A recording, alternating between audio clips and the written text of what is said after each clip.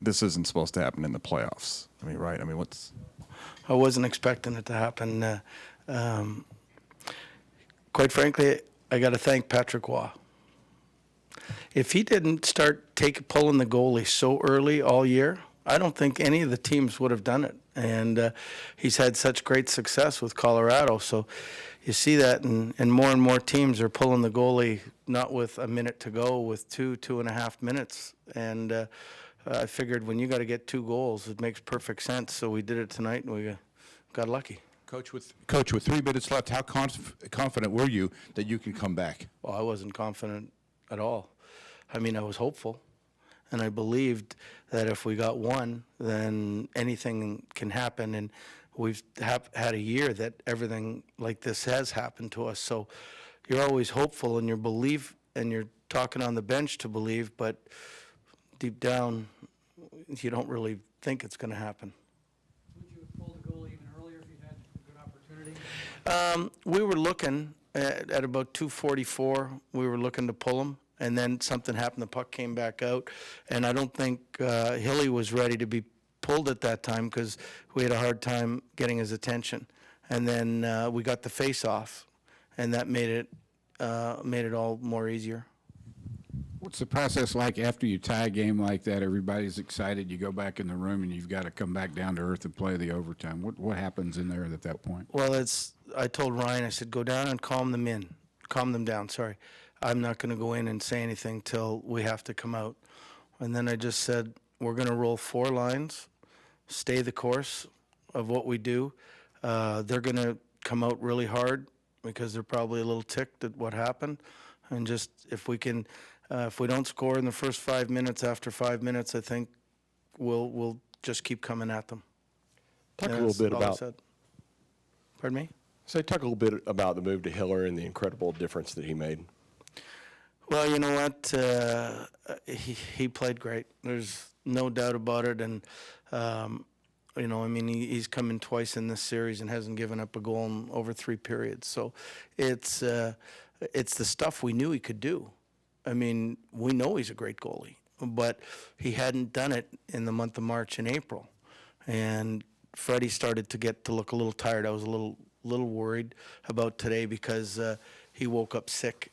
And so we didn't know, should we start him, shouldn't we? And in the end, he said he's fine. So we went, but I knew he probably didn't sleep that much last night. So there was an excuse maybe a little bit why he wasn't as sharp as he normally is. Are you thinking now that Jonas will be the goalie? Well, I'm sure that thought's going to cross my mind. I got to believe that there's going to be a lot of talk into it. And we'll see. We probably have a few days off, and then we'll let everything settle, and then we'll make a decision at that. What about Bonino? I mean, getting the goal that makes it a game, and then the winner. I mean, he does have an incredible knack for doing these types of things. He has a knack, no matter how he's playing, good or bad, that you put him out at the end, because there's something about him that he's in the right position at the right time to make the right play, and that's what he's all about. And so we put him out at the end, and on his line in the overtime, it worked out. I couldn't have scripted it any better. You mentioned the 3rd goal earlier, but how important was that goal in terms of the belief on the bench after it was scored? Did you see any kind of change with, hey, now it's just a 1-goal game, pull the goalie again, try it again? Yeah, it makes a heck of a difference when that happens. 2 goals, you're thinking, yeah, we got a chance, let's talk about it, but I don't know if there's a lot of belief in it. But when he scored that goal and you looked up at the clock and there's still 2+ minutes, I think, at the time, you go, hey, we got an opportunity here. So that's when everybody started to get pretty excited, and they probably went, we better defend, and I think that we just kept coming, and they were a little nervous about the whole situation. Bruce, Jonas maybe could have checked out mentally after being passed over. What can you say about him staying with things and staying involved? And well, I say it's to his character, and that's, I think our whole team has got tremendous character. But I mean, you're right. He could have, A starter his whole life, and now he's relegated to the bench for some young rookie. Could have done that. But I thought Dwayne Rollison did a tremendous job with him, talking to him every day, building him up, working him hard so he was ready, and it wasn't just like sitting in the corner waiting, to mop up. And we had a conversation last week after he went in, and the next day I played Freddie, and I said, I'm going to start Freddie again. And I told him the whys, but I said, you be ready. It's last year, I told Victor he was going to start the LA series. I said, there's a good chance that you've got to be ready because we might be going to you in the next series. Yes, yes, Bruce, I apologize. I came in late. I don't know if you've answered this. probably.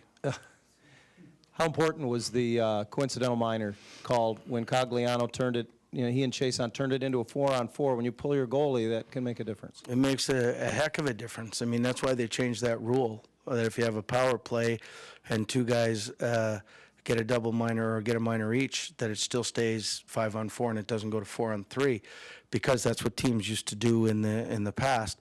So we had an opportunity to get our power play rather than a 6-on-5. A 5-on-4 is so much easier, and they still can't ice the puck.